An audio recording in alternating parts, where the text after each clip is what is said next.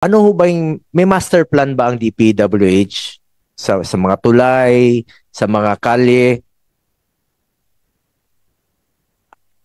Meron ba kayong master plan for that? Para yung talagang prioridad ang bigyan nyo po ng priority. Hindi yung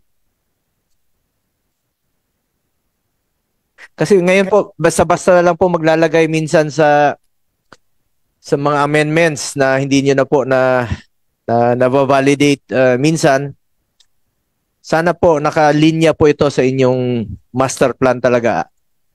Tulay ba o sa mga roads? Yung mga hindi pa nare-retrofit ng matagal na, yun pong mga kinakailangan ng ayusin based on inspection, yan po ang inuuna. Pero ang sinabi po sa akin na ng team sa DPWH is madalas po medyo kinakapos po sa pondo. O sa RA 12009, pwede na po tayong mag-impose ng perpetual blacklisting. At yun po ang ginagamit natin ngayon. Not only blacklisted, kasuhan nyo po. Ay, opo. Talagang panagutin nyo po. Lalong-lalo na. Kakasuhan po talaga natin at ipapakulong natin sila, Mr. Chairman. Lalong-lalo na po yung talagang involved sa kalokohan, sa mga ghost projects na ginagawa pong gatasan ng iilan po. Inaantay po yan ng ating mga kababayan. Opo. Wala pong dapat piliin na Sec Vince kahit sinong kamag-anak pa yan. Kahit sinong kamag-anak po ng politiko. Ako mismo, I'm willing to be the complainant po. Kahit sino pa yan. Huwag ko kayo matakot, Sec Vince. Alam ko pong napakabigat ng trabaho mo ngayon, pero nakikiusap lang po ako sa iyo. On behalf of the Filipino people, just do what is right. You have been in government for 30 years. Halos magkasabay tayo. Let us continue doing what is right and what is fair po. At sabi ko kanina, yung katotohanan lamang po. Seek the truth lamang po at hindi ka magkakamali. Never po mangyayari yun, Mr. Chairman. Ganun po ba? Baka tanungin kita ngayon dito. Tanungin niyo po ako, isa lang po ang sagot ko, Mr. Chairman. Kasi sinabi mo kanina, 2.5 years ka pa sa departamento, kung pagtatakbo, merong mababawasan ka ng ilang buwan. So, hindi naabot ng 2 taon. Hindi po mangyayari yun. Hindi ko sinasadya po yun na Mr. Secretary. Alam ko namang trabaho ka lang at unahin mo muna yung trabaho. Ulitin ko lang po, Secretary. I am one with the Filipino people in this crusade against corruption. Tulungan po tayo dito. At matagal tayong nagkasama noon. Mr. Chair, I filed Senate Bill number 666 or the new building code, which aims to protect the people's lives and mitigate the impact of disasters by setting standards and benchmarks that all buildings and structures must meet. At i-update po itong National Building Code, lalo na ngayon, no? Lindol, at yung mga tulay ninyo na bumibigay, minsan nagtuturuan na kung sino may kasalanan. Di naman siguro sino ba namang gustong bumagsak yung tulay ngayong panahong ito. Hindi naman natin alam kung kailan po yun na natayo itong mga tulay na to. At importante rito, mas handa tayo at wala na pong sisihan muna. Ngayong sunod-sunod po ang lindol, kalamidad, paano po nasusuri at nasisiguro ng DPWH na matibay at maayos ang structural integrity ng mga itinatayong infrastructure projects.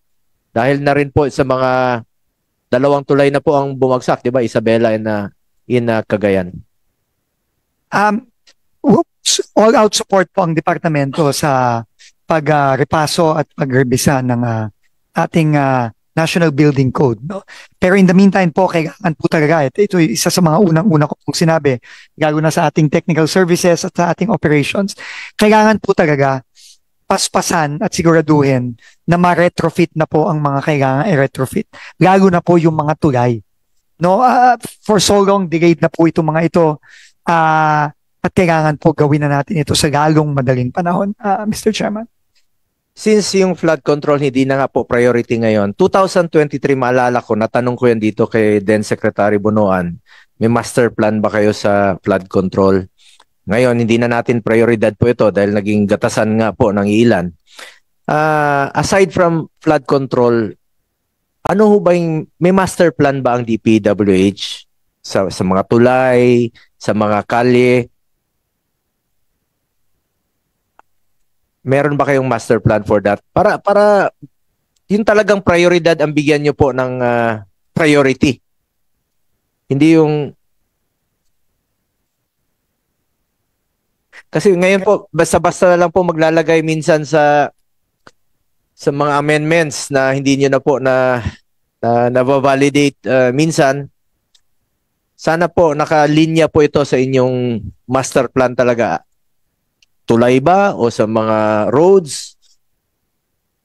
Yung pong na-mention po kanina nung nagtanong po si Senator Marcoleta tungkol sa Big One preparedness. Ito po yung master plan po on resiliency, yung Philippine Seismic Risk Reduction Resiliency Project na funded po ng World Bank. Ito po yung existing master plan. Ito po ay natapos nung 20... Yung master plan ninyo para saan po yan? Para po sa iba't ibang struktura. Para po siguraduhin resilient po siya. No, lalo na sa mga malakas na lindol at malakas na natural occurrences. Yan po, school buildings, hospitals, bridges, roads, kasama po lahat yan. Yan po ang sinusunod po ng DPWH at yan din po ang naging basehan nung paplano ng retrofitting ng iba't ibang mga tulay all over the country. ano bang prioridad niyo po sa paglalagay ng tulay, ng mga roads? Anong inuuna niyo po sa ngayon?